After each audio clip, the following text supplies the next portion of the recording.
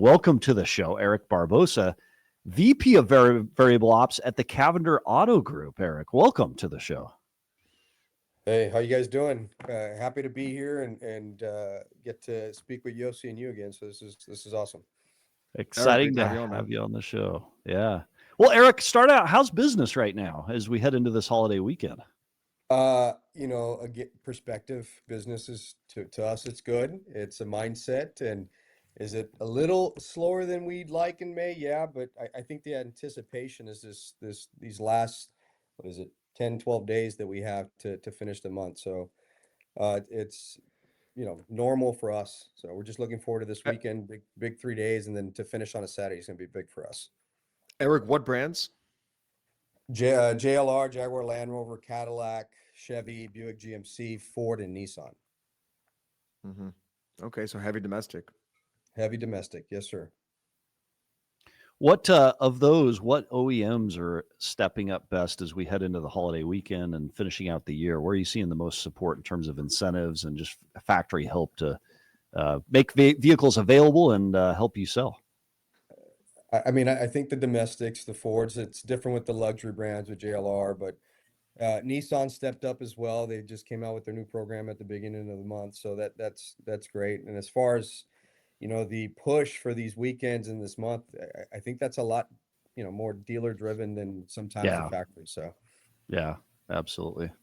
So it's interesting. I was on social media and I saw a campaign that you're running right now. I'd love to know more about as we head into this Memorial Day weekend. So it says, if you're active military or a veteran, free oil changes for life on us.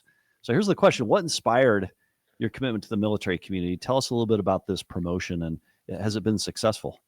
that's a big initiative for the Cavenders, Rob Cavender, Lee Cavender. We're in San Antonio, Texas, which they call it Military City, USA. There's a lot of bases here, big military community, and it's a big deal. They served us. Why we can't, why not serve them in any way that we can as an organization? So it started 2.5 years ago with our Cavender commitment, which is basically oil changes for life on us, and you buy a new or used car, no matter what the brand or make it is, we're going to take care of you. So it's a big initiative. It's just part of our culture here. And do you end up getting quite a few takers on this? I mean, what do the receipts look like? And then how do you does it just go to marketing expense? Where do you put that? We've set aside no different than maintenance package that we have, and yeah, it's a little bit of a advertising cost to it, but again, we're more than happy to do it, and it's a big deal for us. Again, it's Military City, USA. So Yeah.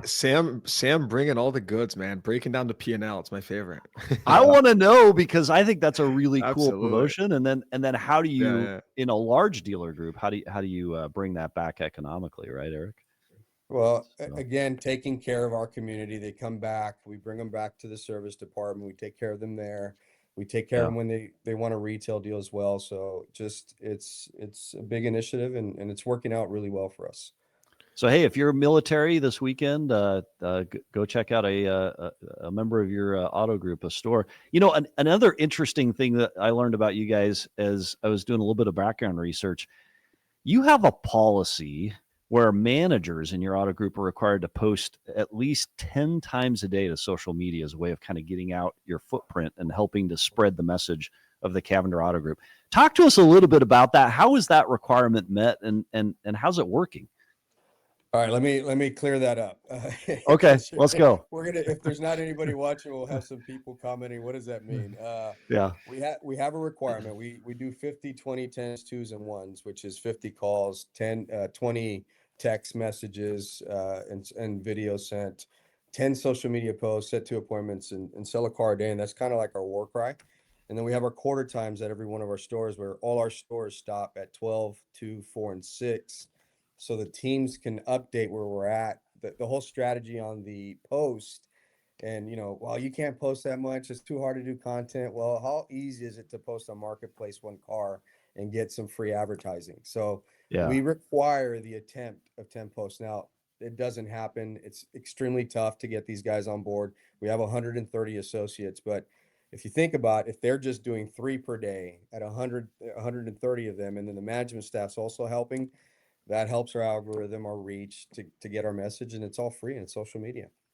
It's a ripple in the pond. I mean, it used to be in the day when I started in the business back in the 90s, you'd go put license plate frames or your business card under a windshield wiper at a mall. That's Yeah. ludicrous today, right? Because nobody cares. The social media, I love that as a strategy. What's been the impact of that to sales? Have you been able to quantify that? Yeah, back in before pre-23, let's say March of 23, I think is when we started that initiative. Probably compound, we were selling 12 to 1300 cars. In 24, we got it up to 14, 15, or 23, 14, 1500 per month. And then last year, or this going into this year, we're averaging 1750. Our activities, we pace about 250,000 activities a month from our team, which obviously the Wow. more activities, the more productivity. And somebody says, well, that's micromanaging. I've heard all the things. And what are our people supposed to be doing while they're here at the dealership, if not calling customers back and interacting and follow up? Yeah. And what are the managers supposed to be doing? Coaching them on what to do and get involved and help. Activity creates activity, Eric, doesn't it? Like, and in automotive, anytime we create that activity, as long as it's well directed and well measured, well monitored, it does well. Do you ever have rogue And salespeople posting something where you're like, wait, that is completely not in line with how we do things? How do you watch it? every day. Yeah. Every day. Luckily, our What do you, culture is built that there's sometimes that they get really creative, and we don't want to yeah. suppress the creativity, but we want to make sure Correct. it's in line. Yeah. So I yeah, I would also say, think about this, right? You rather take 1,000 shots at net and have a couple that are just, you gotta clean up than not Yeah. take any shots. I mean, you might as well just sit there in a box and not try anything at that point. So I think I'm totally, team set the marker, right? Let people chase that. You're setting them up for success, right? I yeah, think anyone that would call that micromanaging, I would question if they've ever been a leader or led a team in their life, because what you're actually doing, you said it yourself, it's attempts. You're giving me a blueprint, and it's yeah. my, it's at my discretion at that point how I use that blueprint, and if I use it effectively to drum up more business, right? At the end of the day, I want to be more successful, so why would I not use that? So I think it's a great, just initiative, and I don't see the downside there. So, I mean, we deal with it every day. Just yesterday, I was at one of the stores, and I love feedback, negative or positive. To me, it's all positive. One of the veterans was like, he was voicing his opinion on it, and then when we got through it, he understood that it's just that it's at bats. We need as many as we can, and at the end of the day, if you're going to be here 8 hours, 10 hours, 12, 6, 5, be efficient and be impactful with the time that you're here, and that's the whole basis of it.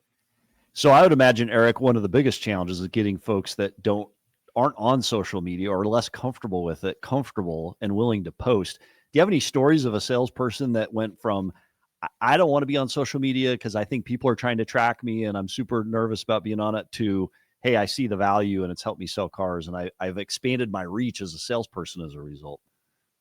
Yeah, it's usually just traditional, the longer term salespeople that we have or consultants, but it's a not knowing how to use it problem. They don't want to say that they don't know how to use it, and it's funny because you ask them, "Are you on social media?" Yeah, go check their screen time. They're using it 2 to 3 Ooh, hours, but they're yeah, not using it to be productive and sell cars from it. And just when you sit down and coach them through it, and then actually show them. Me personally, at my previous place, I know it's going to sound crazy, but I posted 300 times a month. And wow, and I was a managing partner. So I not only knew how to do it, I did it myself. And I didn't do it for any other reason that I had to, because I was in a town of 4,000 people. And how was I going to generate leads? And now you yeah, got people like Russell Flip Swips, who's phenomenal. yep. And look what he's doing with the way he brands. So you got to teach them, show them the why behind it. And if they don't want to, at the end of the day, you can't. I'm not forcing anybody to do it. We want to coach people how to do it, and they usually buy in. They usually buy in, and they do have good results from it. Eric, I want to shift the conversation for a second. I'm Yeah. thinking back to our prior podcast that I had with you, and you had mentioned, or maybe it was Rob who had mentioned, that you guys implemented entrepreneurs operating system at your store, right? Like the goal setting framework. Yeah. that you operate by. Are you still using that, the EOS? Can you tell us a little bit about that experience? It remind me, Yoshi, what explain which one did Rob say? Because Rob is the data guy, so he talked a lot about different processes. Which Okay, one? so if I remember correctly, you guys implemented EOS, which is a system for goal setting. Was that at the Uh-huh. store level, on the corporate level? Is that Yeah. something you interact Oh, with? yeah, every day. Yes. Corporate, Okay. at store. Again, quarter times is probably the foundational part of how we do it on a process at the store level. And then for corporate side, the EMT, executive management team is, we go through process a lot. And he was talking, I think, about tiger teams, having a process management team, set a goal, and then go through the pain points of how we get there, and then involve innovation, which we do that So a lot. Yeah. simplify that for us, right? How has it been for you with this goal setting framework at the dealership? I've since then I have heard of multiple other dealers. I just had Ben Farisi from I think it's a store group in Colorado who also I believe implemented EOS. They've been raving about it, just creating goals, alignment across the dealership, kind of Mm. furthering the business. How has that been for you? What can you tell us about that experience since we last I, spoke? I mean, it's transformed our organization. You're talking about a fourth generation, 85 plus years that they've been doing it a certain way. And then when Rob and Lee, G4s came in and we started that, breaking down silos between departments has been big.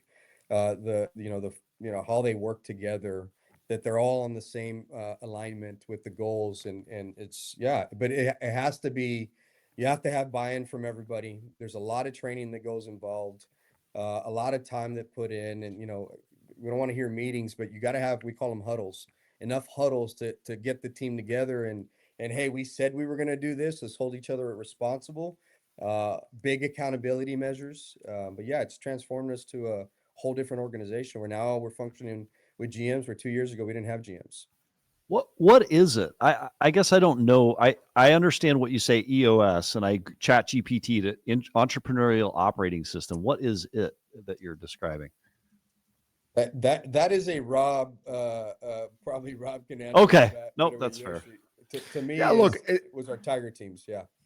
yeah, it just it's a fancy term, but if it just simply put, it's the right way, or it's a right way to build an organization and help it grow so that there's very strong alignment across the team, right? Proper mission, vision, goals, right? Everyone is rowing in the same direction. What is important right now, Sam? Is it important, like if we want to grow sales? Okay, cool. How are we doing that? We're not going to just Yeah. say we want to grow sales. Are we, like you said, are we putting an emphasis on X amount of posts per month on social, or what effort are we making? So it's just a good way to create alignment across the organization, especially as you're scaling. Yoshi, the biggest part of there's two things. Are you doing it employee centric or customer centric? And part of that is finding out that a lot of our processes were wrapped around what the dealership is doing. It had nothing to do with what the customer experience was supposed to be. And when you actually put that down and how each department isn't aligned is affecting the customer experience. And it takes some work. So we're almost out of time on this, and it's fun because Eric, I think we could keep going on and on and on. But this EOS, or this process, I'd love to learn more about it. You've recently built and moved into what you call the Taj Mahal Ford dealership, Taj Mahal of all Ford dealerships in San Antonio, Texas. This process that you're talking about, and then social media posts, all these other things, you've scaled that Ford store very fast. Tell everybody where you went from in volume to where you are today, and maybe did this process play into your being able to ramp up so quickly at this big Ford dealership?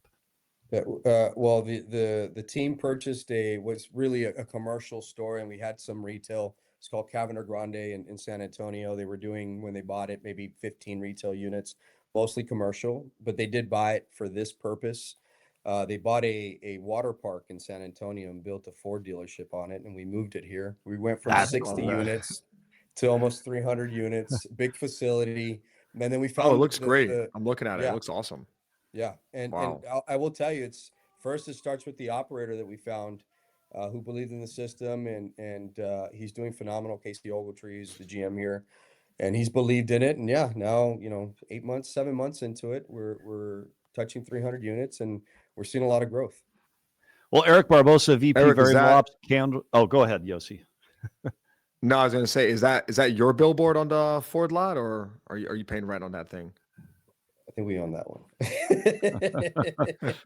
I hope you own that one. Fuck. I hope they're not fucking putting a billboard. I'd love to see it. It's always a I'm funny sure we're thing, the being charged directional rent for it, billboards. Yeah. Yeah. I know. All I love All it. right. Well, Good stuff. Eric Barbosa, we could keep going. We appreciate your perspectives. VP Variable Ops, Cavender Auto Group. Good luck this Memorial Day weekend. Thanks for sharing your 10 posts and some of these other processes you guys have. We need you back to learn a little bit more. So thank you, Eric. Appreciate y'all.